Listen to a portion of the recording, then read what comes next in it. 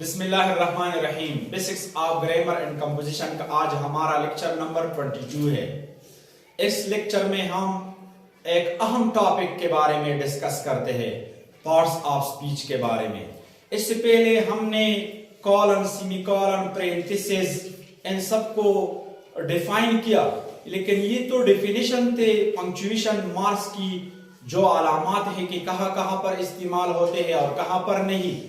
لیکن آج ایک دلچسپ اور ایک اہم ٹاپک کے متعلق آپ کو میں بتا رہا ہوں کہ یہ جو پارٹس آف سپیچ ہے، آپ کسی زبان کی یہ سوچ نہیں سکتے کسی زبان کے بارے میں کہ بغیر آپ پارٹس آف سپیچ کے بغیر آپ سیکھیں.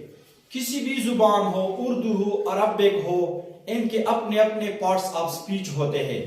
جس طرح عربک اور اردو میں مضاف مضاف الیہ ہے، موصوف، صفت، اس میں صفت جس طرح کے ہوتے ہیں، حرف ربط، حروف جار جو ہوتے ہیں.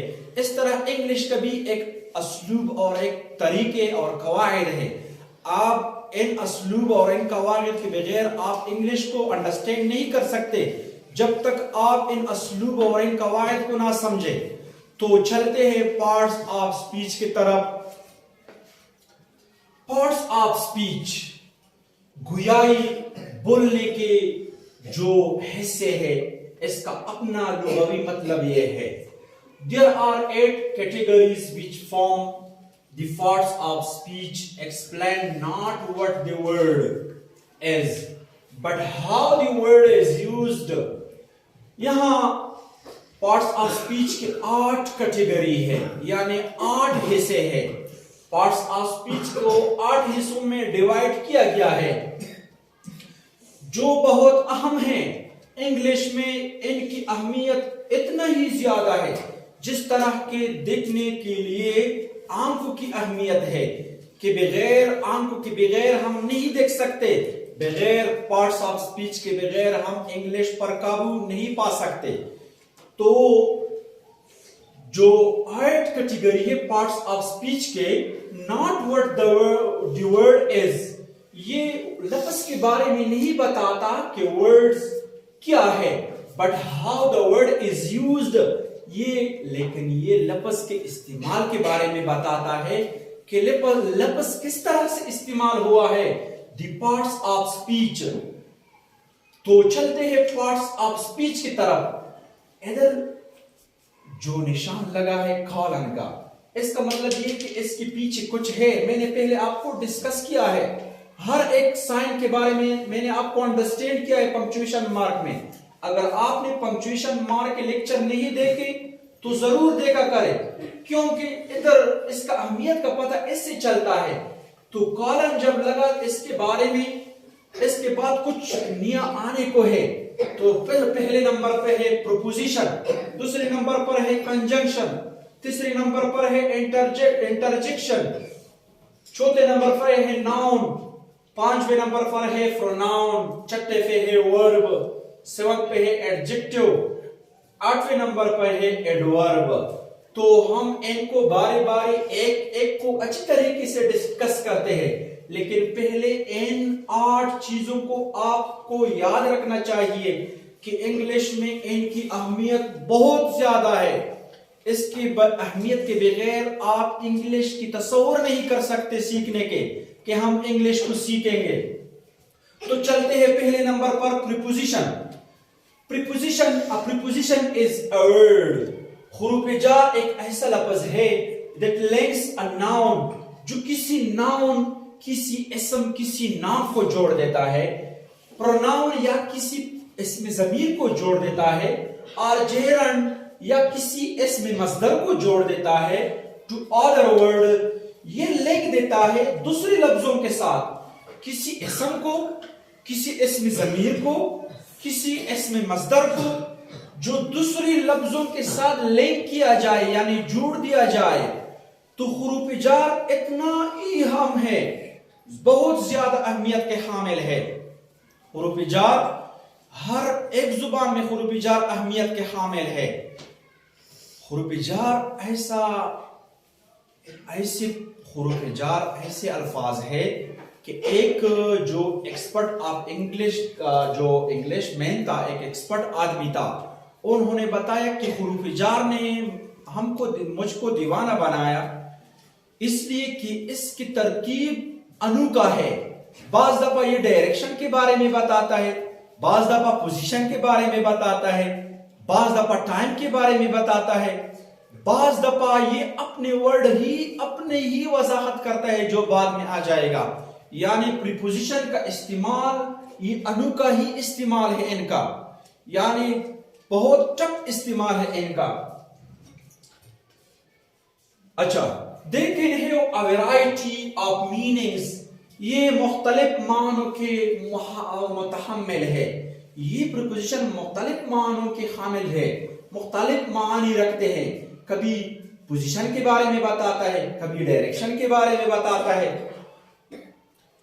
تو ادھر بھی کارن کا استعمال ہوا. اس کارن کا مطلب یہ ہے کہ پیچھے کچھ آنے والا ہے. تو پیچھے یہ والے جملے ہیں. Number 1 direction.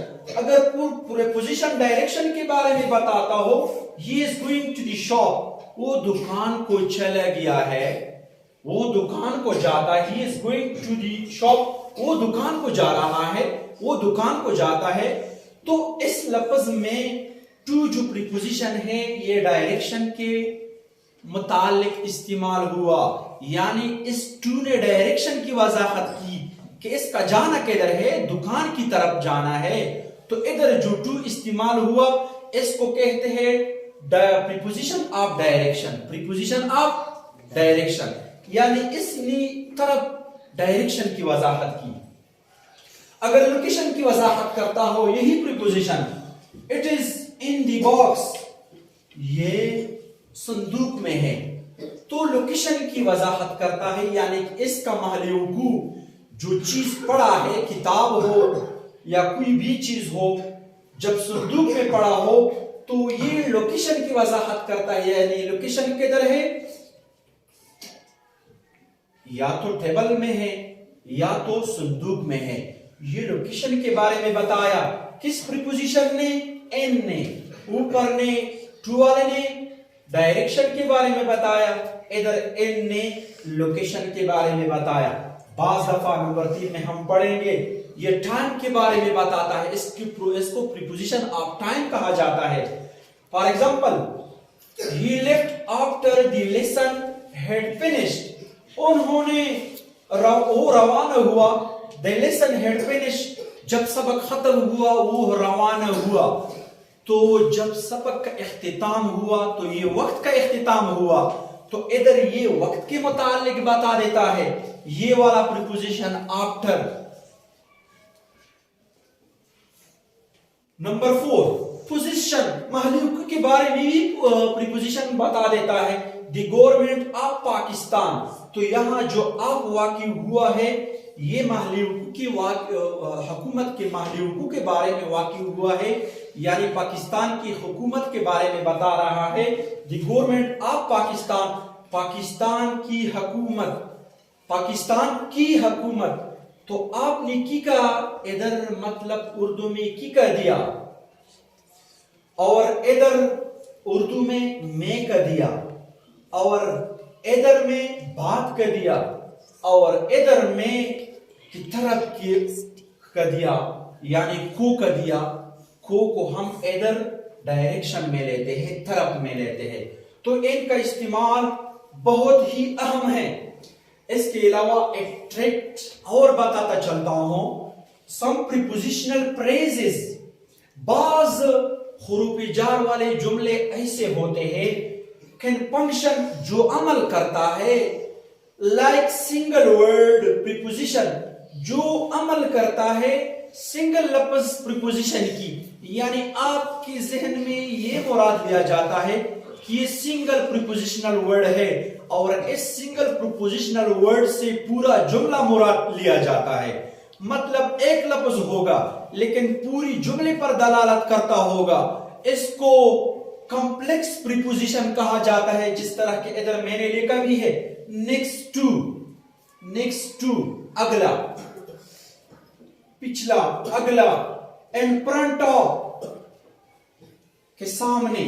یہ ایک لفظ ہے لیکن یہ پورے جملے پر دلالت کرتا ہے جس کو پریپوزیشنل پریس کہا جاتا ہے ایٹسٹرا وغیرہ وغیرہ کال کمپلیکس پریپوزیشن تو ان کو کمپلیکس پریپوزیشن کہا جاتا ہے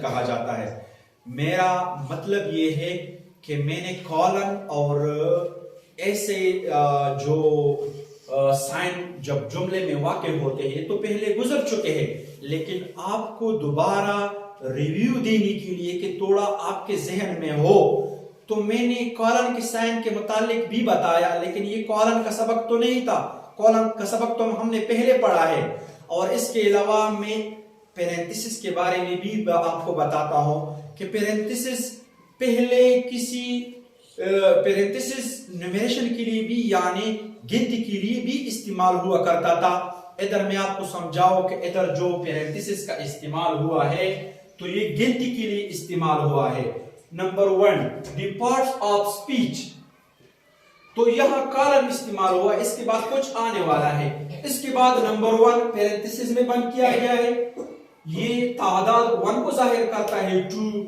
3 4 5 6 7 8 اس کو پیرنتھیسس میں گنتی کے لیے بند کیا گیا ہے یعنی پیرنتھیسس جب آپ کسی چیز کو گننا چاہتے ہو تو وہ ہنسا پیرنتھیسس میں بند کیا جاتا ہے تو آپ کو پیرنتھیسس کا یوز بھی ادھر معلوم ہوا کالم کا بھی یوز بھی ادھر معلوم ہوا اس سے بڑھ کر آپ نے پارٹس آف سپیچ کے بارے میں بھی انڈرسٹینڈ کیا